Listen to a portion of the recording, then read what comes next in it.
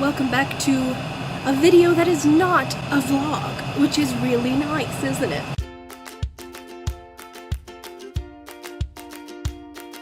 Today, we are going to go over the books that I read in March and April, of which there are 11 that I read in March. I didn't read anything in April somehow, but I did read 11 books in March, which is pretty impressive, I would say. Let's go over them, even though March feels like it was like 8,000 years ago. Hopefully you cannot hear the fan up there. Let me turn this off, actually. Whoa. So the first book that I read in March was Gemina by Amie Kaufman and Kristoff, which is the second book in the Illuminae Files trilogy. I gave it 5 stars. The Illuminae Files are sci-fi books that take place in the sort of farish future in space, and they're written a little differently. It's all in like documents and emails and text messaging. You know, it's all written in that kind of style. It's really cool, and I highly recommend this series, and so does Mama. And I am super excited to read Obsidio if I can ever get my hands on it. The next book that I finished in March was one that I began in December, and I finished for Readathon by Zoe-a-thon? Readathon by Zoe, which I will link that video in whichever corner that goes in. I can't tell which corner it's gonna show up in. That was A Christmas Carol by Charles Dickens that I listened to on audiobook, and it took me 3 months to get around to finishing it. I gave it 4 stars, which I feel like is gonna offend someone somewhere somehow. You know, it was alright. It was better than I thought it would be. I enjoyed it more than I thought I would. I don't think if I had read it, you know, like read it in a book, I would have enjoyed it as much, because I have a lot of trouble with classics, you know, reading them as books, which I know sounds really awful. I'm not proud of it, but that's just how it seems to go. Then I had a bit of an audiobook kick. I listened to all 4 books in the Books of Bayern quartet by Shannon and Hale. First, I listened to The Goose Girl, which I gave 5 stars, Enna Burning, which I gave 5 stars, River Secrets, which I also gave 5 stars, and finally Forestborn, which I gave 4.5 stars. I think I rounded it down to 4. And I love this quartet, but I like the first one, The Goose Girl, the most. It's about a princess who is sent off to marry a prince in another kingdom, but on the way her maid betrays her and shit goes down from there. And the rest of the series follows people connected to her and sort of moves forward. And I liked the other ones as well, but I liked the first one the most, actually. I don't know why. I just really did. Then I finished reading The Caller by Juliette Marillier. Finally, the 3rd book in the Shadowfell trilogy, which took me a long time to read. It's very like they're not long books, but they're like a little more on the serious side in the sense that there's not a lot of levity. Things are happening. It's all taken with the tone that it probably should, but there's not a whole lot of joke cracking. It took me forever to get through, so I gave that 4 stars. Yeah, it has like a folk tale style to it, sort of like an older style to it. I don't know.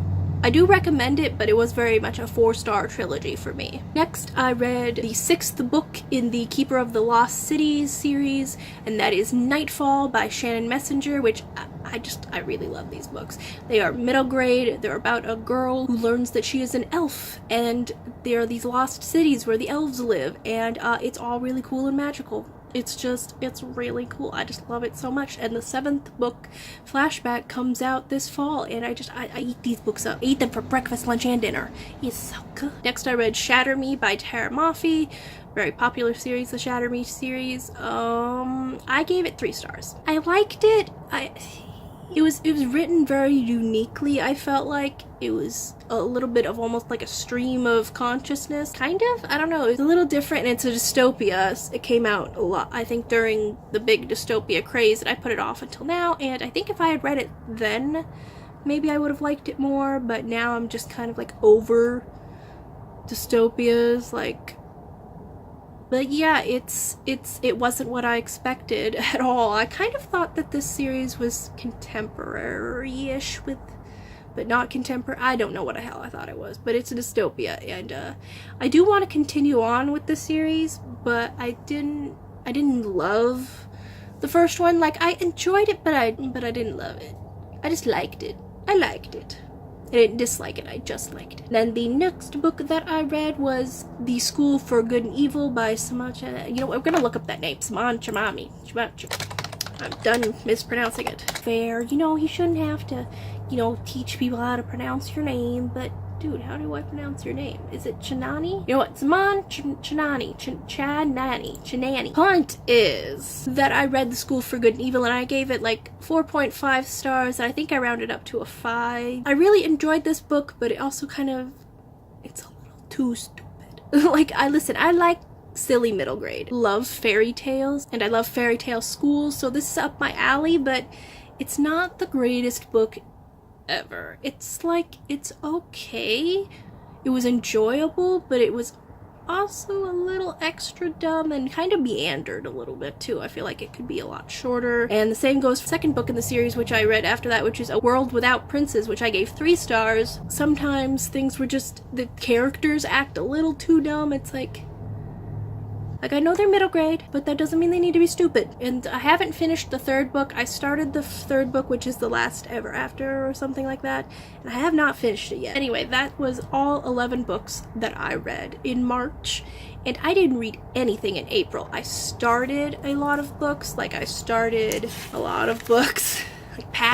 Frostblood, Arusha, and The End of Time, just a whole lot of books, but I didn't finish any in April. Was April even real? I don't know. Thank you so much for watching. Feel free to tell me down below what you enjoyed this March and April, and I will see you in my next video. Goodbye! Whoa! Okay, wow, that's a lot. If you need a pigmented red lip gloss, here it is, folks. Hikari Salsa. Hello, and it's cat hair. Oh god, there's mascara.